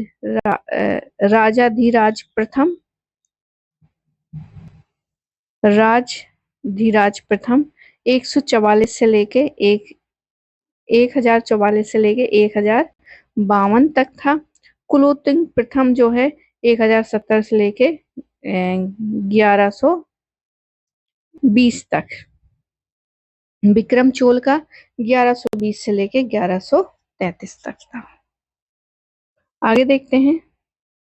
यहाँ पर एक राजेंद्र भी रहे होंगे, राजेंद्र, तो उसका नाम नहीं दिया है। आगे देखते हैं। अब यहाँ पर जो है राजधानी और वंश, तो पल्लवों की राजधानी कांची थी, कदम की बनवासी थी, पांड्यों की मदुराई थी, कातकियों की वारंगल थी। एक बार फिर से देख ले। पल्लवों की कांची, कदम की बनवासी और पांड्यों की मदुरा और वारंगल कातकियों की थी। आगे नटराज की प्रसिद्ध कांस्य मूर्ति एक उत्कृष्ट उदाहरण है। किसकी? तो चोलों की कला का उत्कृष्ट उदाहरण है। वह राजवंश जो अपने अपने शासन काल में ही अपना उत्तराधिकारी घोषित कर देते थे, तो वो कौन थे? वो चोल ही थे, जो भाई हमारे जीवित हमारा उत्तराधिकारी कौन होगा उसकी पहले ही घोषणा कर देते थे। आगे है वो है दक्षिण भारतीय राज्य जो अपनी नौ सैनिक शक्ति के लिए जो है प्रसिद्ध था, तो चोल ही थे। आगे है चोल गंगम नामक बृहद कृत्रिम झील बनाने का श्रेय राजेंद्र को जाता है। तंजौर के बृहदेश्वर मंदिर का निर्माण राजराज प्रथम ने किया था। बृहदेश्वर मंदिर तंजौर का वो राजराजा प्रथम ने किया था। चोलों का राज्य किस क्षेत्र में फैला हुआ था? कोरोमंडल तट से लेके दक्कन के कुछ भाग तक। कोरोमंडल तट से लेके दक्कन के कुछ भाग तक। अगला है चोल शासकों के शासनकाल में वरियम यानी उद्यान प्रशासन का कार्य देखता था, तो टोट्टा वरियम। ठीक है, तो टोट्टा वरियम जो है वो उद्यान प्रशासन के देखरेख करता था, मतलब उद्यानों को देखा करता था, तो वो है टोट्टा वरियम। चालुक्यों की राजधानी क्या थी? तो वापाती थी। चालुक्यों की राजधानी वापाती। चोल राजाओं के स्नानागार एवं भोजनालय का प्रबंध देखने वाले स्त्री तथा पुरुष दोनों हुआ करते थे। चोल शासक का नाम बताए जिसने श्रीलंका के उत्तरी भाग, तो ये राजराजा हो जाएंगे, राजराजा प्रथम ने। फिर उसका पुत्र आता है राजेंद्र, तो उसने जो है उत्तर दक्षिण दोनों पूरा ही जीत लिया था। आगे है चोल साम्राज्य का अंत समाप्त किसने किया था? तो मलिक कफूर ने किया था अलाउद्दीन सल्तनत के टाइम में, सल्तनत पीरियड के। अलाउद्दीन खिलजी वंश के वो भी अलाउद्दीन खिलजी के समय में। तो मलिक कफूर आए थे उसके प्रतिनिधि।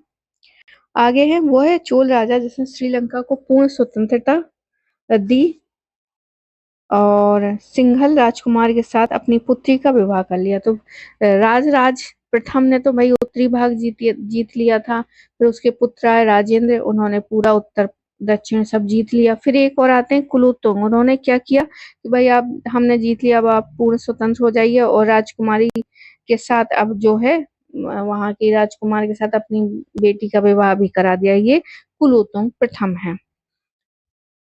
72 व्यापारी यानी 72 व्यापारी चीन में किसके कार्यकाल में भेजे गए थे? तो कुलोत्तुंग प्रथम के कार्यकाल में भेजे गए थे। दक्षिण भारत का प्रसिद्ध तक्कोलम युद्ध हुआ था, चोल और राष्ट्रकूटों के मध्य हुआ था। तक्कोलम का युद्ध जो है चोल और राष्ट्रकूटों के मध्य हुआ था। काफी इंपॉर्टेंट है ये। आगे है चीनी यात्री जिसने चालुक्यों के शासन काल में चीन एवं भारत के संबंधों का विवरण दिया था।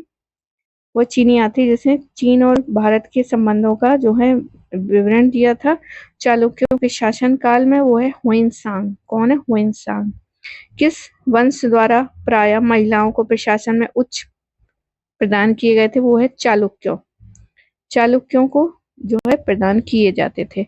मत्स्य विलास प्रहसन के लेखक है महेंद्र वर्मन। कौन है? महेंद्र वर्मन। चालुक्यों के ही थे महेंद्र वर्मन। 3री शताब्दी में वारंगल प्रसिद्ध था लोहे के यंत्रों और उपकरणों के हेतु। 3री शताब्दी में जो है वारंगल प्रसिद्ध था लोहे के उपकरणों और लोहे के यंत्रों को लेके। संस्कृत के कवि और नाटककार कालिदास का उल्लेख हुआ है पुलकेशन द्वितीय के ऐहोल अभिलेख में। संस्कृत के कवि और नाटककार कालिदास का उल्लेख हमें मिलता है ऐहोल अभिलेख में। आगे देखते हैं, एक चालुक्य अभिलेख के तिथि अंकन में शक संवत 556 दिया हुआ है, 556 दिया हुआ है। उसका तुल्य वर्ष क्या होगा? तो 334 ईस्वी जो है होगा। आगे देखते हैं, प्रसिद्ध संस्कृत लेखक दंडिन अलंकृत करते थे पल्लवों की सभा में। दंडिन कहाँ थे? पल्लवों की सभा में थे। कहाँ पर थे दंडिन? पल्लवों की सभा में। पल्लव राजा किसकी उपाधि राज सिंह थी? तो नरसिंह वर्मन द्वितीय जो है उसकी उपाधि राज सिंह थी। तंजौर का बृहदेश्वर मंदिर बनवाया था राज के शासन काल में। आगे देखते हैं, धनंजय, नीलराज, उग्रसेन, विष्णु गोपा, ये सब कहाँ किसके वो थे? तो धनंजय जो है कुस्तलपुर के, धनंजय के समकालीन राज्य जो थे कुस्तलपुर थे। नीलराज जो है अविमुक्त था, नीलराज का अविमुक्त। उग्रसेन पलक्का था। विष्णु गोपा कांची था।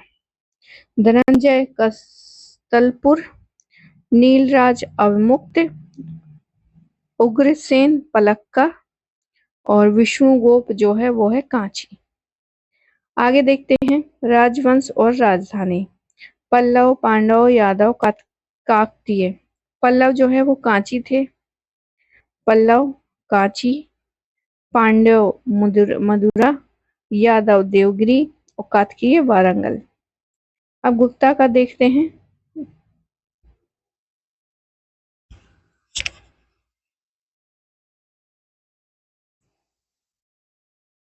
गुप्तों का देखते हैं, मंदसौर प्रशस्ति उपलब्धियों का विवरण प्राप्त करता है तो कुमार गुप्त प्रथम।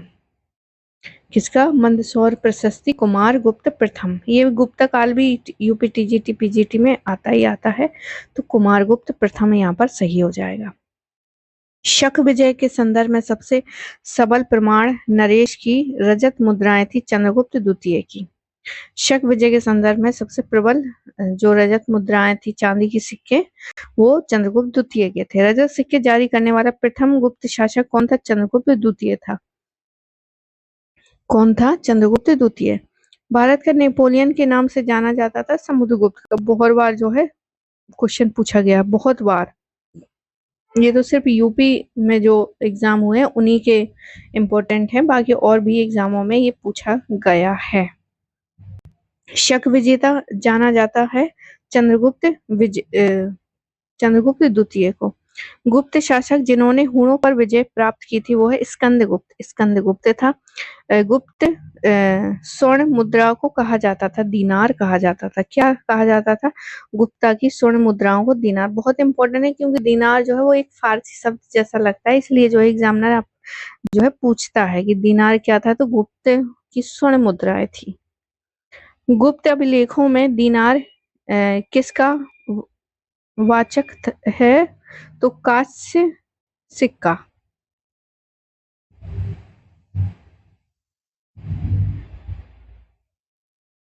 तो कांस्य सिक्का है यहाँ पर। गुप्त अभिलेखों में दीनार जो है वो कांस्य सिक्का हुआ करता था। सती प्रथा का प्रथम अभिलेखित प्रमाण हमें एरण से मिलता है। कहाँ से मिलता है? एरण से मिलता है। 437 से लेकर 38 के मंदसौर अभिलेख में एक भव्य सूर्य मंदिर का निर्माण किया गया था और मिलता है। तो रेशमी बुनकरों की श्रेणी भी मिलती है यहाँ पर, रेशमी बुनकरों की श्रेणी। सारनाथ की भूमि स्पर्श मुद्रा वाली प्रतिमा कालंकित है गुप्ता काल से। किससे है? किससे संबंधित है? सारनाथ की भूमि स्पर्श वाली मुद्रा तो गुप्ता काल से संबंधित है। प्राचीन भारत में वह वंश जिसके शासनकाल को स्वर्ण कहा जाता है तो गुप्ता ही है। राजवंश जो हुणों के आक्रमण से अत्यंत विचलित हुआ था वो गुप्ता ही है। हुण स्कंदगुप्त ने जो है उसको रोका था। भाग और बलि थे राजस्व के स्रोत थे ये। अधोलिखित में गुप्तकालीन मुद्राएं हुआ करती थी दीनार। भारतीय दर्शन की प्रारंभिक शाखा है सांख्य। क्या है? सांख्य। कर्म का सिद्धांत संबंधित है मीमांसा से। कर्म जो है वो मीमांसा से संबंधित है। योग दर्शन के प्रतिपादक पातंजलि, जो कि शुंग वंश के जो है शासक के समय समकालीन थे। न्याय दर्शन तो गौतम है। न्याय भारत में आस्तिक और नास्तिक संप्रदायों में विभेदक लक्षण है। वेदों की प्रासंगिकता में आस्था। काम रूप में वैष्णव धर्म को लोकप्रिय बनाया था तो शंकर देव ने लोकप्रिय बनाया था। किसको लोकप्रिय बनाया था? शंकर देव ने लोकप्रिय बनाया था। बीज गणित के क्षेत्र में योगदान के लिए विशेष रूप से जाने जाते हैं। किसको? बीज गणित में भास्कर को जाना जाता है। कालिदास द्वारा मालवी का अग्निमित्र नामक नायक था। अग्निमित्र कायस्थ जाति सर्वप्रथम उल्लेख है याज्ञवल्क में दिया गया है कायस्थ जाति का उल्लेख। दास मुक्ति के अनुष्ठान का विधान सर्वप्रथम किया था नारद ने। किसने किया था? नारद ने। पुण्यवर्धन भुक्ति अवस्थित थी उत्तर बंगाल में। पुण्यवर्धन भुक्ति जो है वो उत्तर बंगाल में स्थित है।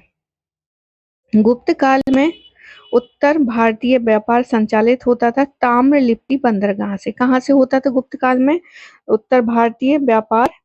तो ताम्रलिप्ति बंदरगाह से होता था। सती प्रथा का उल्लेख एरण से मिला है। कुमार प्रथम के मंदसौर अभिलेख से श्रेणी रेशम बुनकरों की प्राप्त होती है। चांदी के सिक्के जारी करने वाला प्रमुख गुप्त शासक कौन था? तो चंद्रगुप्त द्वितीय था। समुद्रगुप्त के प्रयाग प्रशस्ति वाले स्तंभ पर सिक्का किसका लेख मिला है? तो जहांगीर का लेख मिला है। जहांगीर को लगा होगा कि भाई यहाँ पे कुछ इम्पोर्टेंट है, हम अपना नाम भी यहाँ पर क्या है खुदवा देते हैं, तो इस तरह से वहां पर जहांगीर का जो है नाम मिलता है। तो ये भी कई बार जो है एग्जाम में पूछा गया है कि समुद्रगुप्त के प्रयाग प्रशस्ति वाले स्तंभ पर किसका लेख मिलता है? तो वो जहांगीर का लेख मिलता है। वह गुप्त शासक जिसको पहली बार अभिलेख जारी करने का दायित्व दिया जाता था वो है समुद्रगुप्त। कौन है? समुद्रगुप्त कहा जाता था। गुप्त शासक जिसको भारत का नेपोलियन कहा था, समुद्रगुप्त को ही कहा जाता था। गुप्तोत्तर काल देखते हैं। बाणभट्ट ने हर्षचरित में किस मौर्यकालीन शासन का उल्लेख किया गया है? तो मौर्यकालीन शासक बृहद्रथ, और इसी की हत्या करके शुंग वंश की स्थापना की गई थी। आगे है फाहियान, उसका समय है 399 से लेके 414 तक ईस्वी। 399 से लेके 414 तक ये रहा था, यानी 15 साल के लगभग जो है ये यहाँ इसका भारत भ्रमण था। हुइनसांग जो है 629 से लेके 645 ईस्वी तक। इत्सिंग जो है 671-72 से लेके 693 से लेके 94 ईस्वी तक। और अल मसूदी जो है 915 से लेके 916 ईस्वी तक। आगे देखते हैं, राजा जिसको जनता द्वारा प्रत्यक्ष चुना गया था, मतलब जनता द्वारा भी चुना गया, ऐसे भी राजा थे, तो कौन कौन से थे? एक तो गोपाल थे, नंदीवर्मन, पल्लव, मल्ल थे। स्तूप जिसमें आर्यक स्तंभ की विशेषताएं प्राप्त होती हैं वो कहाँ पर है? वो अमरावती में प्राप्त होती है। वो स्तूप जिसमें आर्यक स्तंभ की विशेषताएं प्राप्त होती हैं, बहुत इंपॉर्टेंट है, तो वो है अमरावती। आगे है वह स्तूप जिसमें आर्यक स्तंभ वाले मंच की विशेषता है अमरावती और नागार्जुन कोंडा। दो हैं यहाँ पर, अमरावती है और नागार्जुन कोंडा भी है। वह शासक जिसने 4 अश्वमेध यज्ञों का संपादन किया था प्रवरसेन ने। प्रवरसेन ने जो है सबसे ज्यादा अश्वमेध यज्ञ करवाए थे। वल्लभी विश्वविद्यालय कहाँ स्थित? गुजरात में है। 6वीं शताब्दी ईसा 6वीं 7वीं शताब्दियों में एक मौर्य वंश जहां शासन कर रहा था वो है लाट। तो 6वीं और 7वीं शताब्दी में भी एक मौर्य वंश शासन कर रहा था, वो कहाँ है? वो है लाट। आगे है कदम्बों की राजधानी बनवासी कहाँ पर है? तो वो है गोवा। कदम्बों की राजधानी बनवासी वो है गोवा। प्रतिहार अभिलेखों में संदर्भित सिक्कों का नाम था द्रम। तो प्रतिहार सिक्कों के नाम क्या है? प्रतिहार अभिलेखों में सिक्कों का नाम द्रम दिया गया है। मध्य प्रदेश के हरसूद शहर का निर्माण किया था हर्षवर्धन ने। किसने किया था? हर्षवर्धन ने किया था। आगे देखते हैं, हर्षवर्धन ने किया था हरसूद शहर, हर्षवर्धन। सम्राट हर्षवर्धन ने 2 महान धार्मिक सम्मेलनों का आयोजन किया था, एक तो कन्नौज और दूसरा प्रयाग। आगे देखते हैं प्राचीन स्थापत्य कला से। वो स्थान जहाँ पर शिल्प में विष्णु का वराह अवतार दर्शाया गया है, उदयगिरी गुफा विदिशा हो जाएगा। उदयगिरी गुफा विदिशा। मेहरौली के लौह स्तंभ लेख में उपस्थित राजा का नाम क्या है? वो है चंद्र है। चंद्र नाम दिया गया है। मल्हिंदो पन्हो राजा मिलिंद तथा एक बौद्ध भिक्षु के मध्य संवाद रूप में है। वह भिक्षु कौन थे? तो वो है नागसेन। कौन है? वो है नागसेन। एलोरा में गुफाएं और शैलकृत मंदिर है हिंदुओं और बौद्धों और जैनों के। हिंदुओं, बौद्धों और जैनों के। अजंता और एलोरा गुफाएं है, महाराष्ट्र में है ये। अजंता और एलोरा की गुफाएं कहाँ पर है? महाराष्ट्र में। मीनाक्षी मंदिर है मदुरई में। आगे है महाबलीपुरम सप्त रथ मंदिर है, नरसिंह वर्मन ने बनवाया था महाबलीपुरम का सप्तरथ मंदिर। महाबलीपुरम में रथ मंदिरों का निर्माण करवाया गया था पल्लवों के द्वारा। जहाँ पे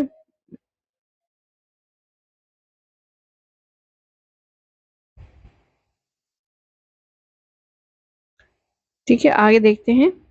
हीनयान अवस्था का विशालतम एवं सर्वाधिक विकसित शैलकृत चैत्य गृह स्थित है कार्ले में। कहाँ पर? कार्ले में। 100 से अधिक बौद्ध गुफाएं हैं, वह केंद्र है कन्हेरी में। 100 से अधिक बौद्ध गुफाएं कहाँ है? कन्हेरी में। वह शैलकृत गुफा जिसमें 11 सिरों के बोधिसत्व का अंकन मिलता है वो कन्हेरी ही है। सोमपुर महाविद्यालय का निर्माण कहाँ किसने करवाया था? धर्मपाल ने। अगला फैक्ट देखते हैं। चट्टानों को काट कर महाबलीपुरम का जो मंदिर बनवाया था वो पल्लव द्वारा था। अगला है वो स्थान जहां राष्ट्रकूटों द्वारा एलोरा पहाड़ियों में निर्मित गुफा मंदिर स्थित है, वो है औरंगाबाद महाराष्ट्र। औरंगाबाद महाराष्ट्र हो जाएगा। गोविंद महल जो हिंदू वास्तुकला का अप्रतिम उदाहरण है, स्थित है कहाँ पर? दतिया में। गोविंद महल जो हिंदू वास्तुकला का अप्रतिम उदाहरण है वो कहाँ पर है? वो है दतिया में। कहाँ पर? दतिया में। खजुराहो मंदिर का निर्माण चंदेलों ने किया था। कोणार्क सूर्य मंदिर सूर्य मंदिर है। कोणार्क मंदिर जो है वो सूर्य मंदिर है। कोणार्क मंदिर जो है वो है सूर्य मंदिर। आगे देखते हैं। द्रविड़ शैली का बना हुआ शिखर है ग्वालियर का तेली मंदिर। कौन सा है? ग्वालियर का तेली मंदिर। आगे देखते हैं। अजंता की चित्रकारी दर्शाती है जातक कथाओं में। अजंता की चित्रकारी दर्शाती है किसको? जातक कथाओं में जो है बुद्ध की जातक कथाएं जो हैं वो अजंता की चित्रकारी में बनाई गई हैं। खजुराहो में मंदिरों का निर्माण करवाया था किसने? चंदेलों के द्वारा। बौद्ध, हिंदी एवं जैन शैलकृति गुफाएं सब पाई जाती हैं कहाँ पर? एलोरा में। ऐसा नहीं है कि सिर्फ जैन की या फिर बौद्ध की है, हिंदू की भी हैं, तो तीनों का यहाँ पर मिश्रण है। आगे देखते हैं। स्तूप जो होता है वो सांची का है। चित्रकारी है वो है बाग में। कनिष्क की सिर विहीन मूर्ति है वो है मथुरा में। दशावतार मंदिर देवगढ़ में, झांसी के पास पड़ता है। आगे देखते हैं।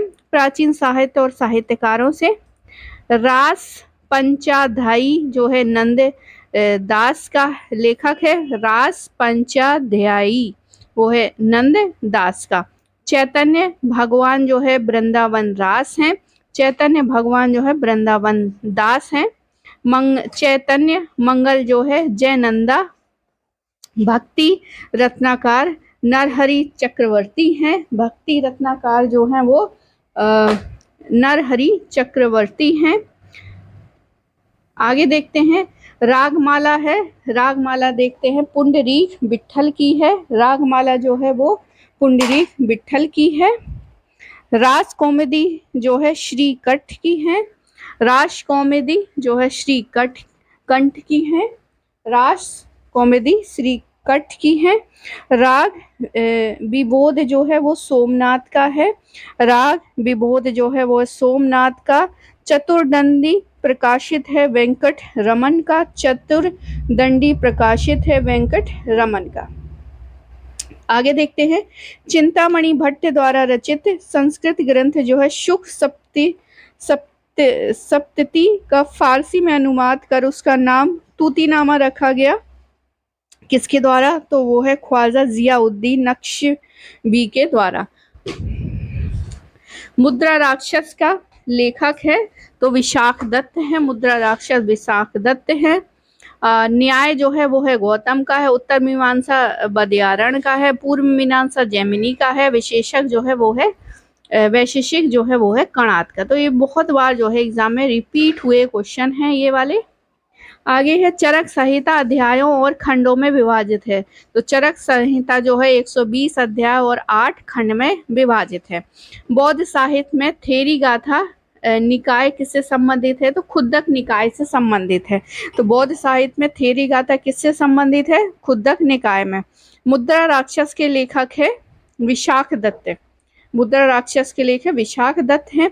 दश कुमार चरितम के रचनाकार जो हैं वो है दंडन। दश कुमार चरितम के जो है रचनाकार दंडन हैं। The roots of ancient India के लेखक हैं W.A. Fair service. W.A. Fair service क्या है? The root of ancient India के लेखक हैं। आगे है कल्लड़ की राज तरंगणी को आगे बढ़ाने वाले जोनराज एवं श्रीवर हैं। तो दूसरे राज कल्हड़ बोल सकते हैं। तृतीय तो पहले तो कल्लड़ ने ही लिखी है, दूसरी जोनराज और फिर श्रीवर ने। आगे देखते हैं। प्राचीन काल के महान विधि निर्माता तो मनु हैं। महाभारत मूलतः जानी जाती है जय संहिता के रूप में। ये टीजीटी पीजीटी में पूछा गया क्वेश्चन है। महान जैन विद्वान हेमचंद्र किसकी सभा को अलंकृत करते हैं? तो कुमारपाल की सभा में अलंकृत करते थे विद्वान हेमचंद्र। भोजशाला मंदिर की अधिष्ठात्री देवी है भगवती सरस्वती। भोजशाला मंदिर में जो है देवी है भगवती सरस्वती। मध्यकालीन भारत के यशस्वी विधिवेत्ता हैं विज्ञानेश्वर। विधिवेत्ता मध्यकाल में जो है वो है विज्ञानेश्वर। कौन है? विज्ञानेश्वर। आगे देखते हैं मध्यकालीन विद्वानों जो जैन धर्म के अनुयायी थे वो है हेमचंद्र सूरी। कौन है? वो है हेमचंद्र सूरी। आगे देखते हैं गीत गोविंद के रचयिता हैं जयदेव। गीत गोविंद जो है वो है जयदेव। काल्पनिक वैज्ञानिक उपकरणों का पुस्तक लिखी है भोज के द्वारा। आगे है कल्पित वैज्ञानिक उपकरणों पर पुस्तक लिखी गई है भोज के द्वारा।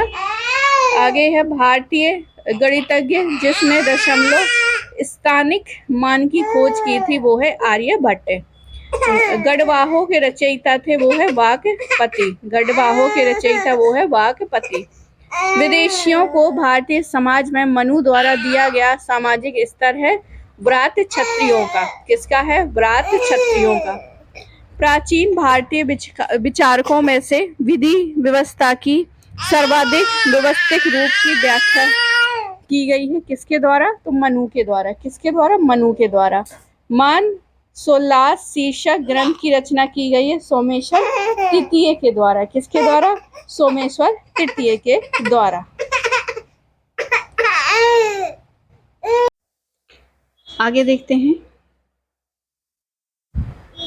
आगे है वो स्थल जहां से सुपारी के 2 कार्यनीकृत बीज पाए जाते हैं। तो बटगल है। क्या है? बटगल है। आगे है शासक हैं एक तरफ और एक तरफ राजवंश है। तो गोविंद तृतीय राष्ट्रकूटों के शासक हैं। वत्सराज जो है गुर्जर प्रतिहारों के, देवपाल पाल के और नरसिंह वर्मा पल्लवों के। आगे महाराष्ट्र के औरंगाबाद में स्थित क्या है? अजंता की गुफाएं हैं। कहाँ? अजंता की गुफाएं। कबीर की समाधि तो मगहर में है। सलीम चिश्ती की दरगाह तो ये फतेहपुर सीकरी में है। गोविंद देव मंदिर जो है वृंदावन में है। बौद्ध स्तूप जो है कुशीनगर में है। आगे है फिर से सूची का मिलान करना है। परमारों का सूर्यदेव, मलय केतु वराह, चंदेलों का राजलक्ष्मी, गुर्जर प्रतिहार का भगवती। एक दूसरी सूची है जगदल विहार जो है रामपाल ने बनवाया था और विक्रमशिला विहार जो है धर्मपाल ने, सोमपुर विहार जो है धर्मपाल ने, सलबन विहार जो है श्री भावदेव ने। शासक जिसने सिंगल द्वीप के विरुद्ध जो है 642 ईस्वी में 2 समुद्री अभियान भेजा था तो नरसिंह वर्मन प्रथम है। कौन है? नरसिंह वर्मन प्रथम। प्राचीन श्वेतांबर जैन मंदिर स्थित है पालीताना गुजरात में। विदेशी व्यापार से संबंधित संस्था थी ननदेशी और नगरम। उद्दालक अरुणी के दार्शनिक कुरु पंचाल थे। बीज गणित के क्षेत्र में विशेष योगदान दिया था भास्कर ने। पुराणों के अनुसार चंद्रवंशीय शासकों को मूल स्थान था प्रतिष्ठानपुर। जो यहाँ है वह अन्यत्र कहीं नहीं है, जो यहाँ नहीं वो कहाँ नहीं है। ये कहा गया है महाभारत ग्रंथ में। हिंदू विधि द्वारा मान्यता कर था उपज का 6ठा भाग। कौन सा? उपज का 6ठा भाग। प्राचीन भारत में सिंचाई टैक्स को कहा जाता था विदक भागम। क्या कहा जाता था? विदक भागम। आगे है वैदिक ग्रंथों के भास्कर सायण को आश्रय प्राप्त था विजयनगर राजाओं के द्वारा। बेसनगर अभिलेख का हेलियोडोरस निवासी था तक्षशिला का। श्रवणबेलगोला में गोमतेश्वर की विशाल प्रतिमा स्थापित करवाई थी चामुंड राय ने। चोलों की राजधानी थी तंजौर। एम्फोरा जार होता है एक लंबा और दोनों तरफ हत्थे वाला जार होता था। विक्रम संवत का प्रारंभ होता है लगभग 50, विक्रम संवत पूछे तो 57 हो जाएगा। खसरा नामक दस्तावेज जो है का आशय है राज संबंधी एक दस्तावेज। आगे है सामान्यता पांडवों की राजधानी इंद्रप्रस्थ के साथ पहचान की गई पुराना किला